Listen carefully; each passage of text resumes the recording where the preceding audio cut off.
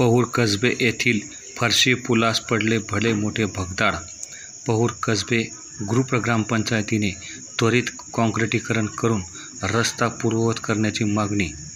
येथील फरशी पुलावर वाघूर नदीस आलेल्या पुरामुळे पडलेले भले मोठे भगदाड मुरूम टाकून मलमपट्टी न करता काँक्रिटीकरण करून रस्ता पूर्ववत करावा अशी मागणी पहुर कसबे येथील ग्रामस्थांनी केली आहे।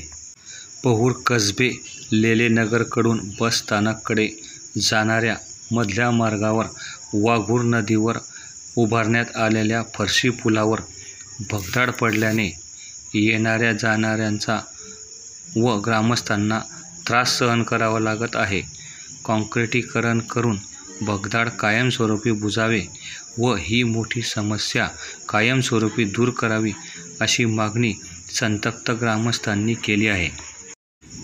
मुरूम टाकून तात्पुरती डागडुजी न करता सिमेंट काँक्रिटीकरण करून सदर भगदाड कायमस्वरूपी बुजवावे व ही समस्या कायमस्वरूपी मिटवावी अशी मागणी पहुर कसबे लेलेनगर येथील ग्रामस्थांनी केली आहे। फरशी पुलास पडलेल्या मोठ्या भगदाडने येणाऱ्या जाणाऱ्यांची तारांबळ उडत आहे, तर मोटारसायकलीने येणाऱ्या जाणाऱ्या ग्रामस्थांना आपला जीव मुठीत घेऊन चालावे लागत आहे। तरी ग्रामपंचायतीने त्वरित या रस्त्याचे काम करावे अशी मागणी जोर धरत आहे। रवींद्र लाठे, RL न्यूज, पहुर, तालुका जामनेर, जिल्हा जळगाव।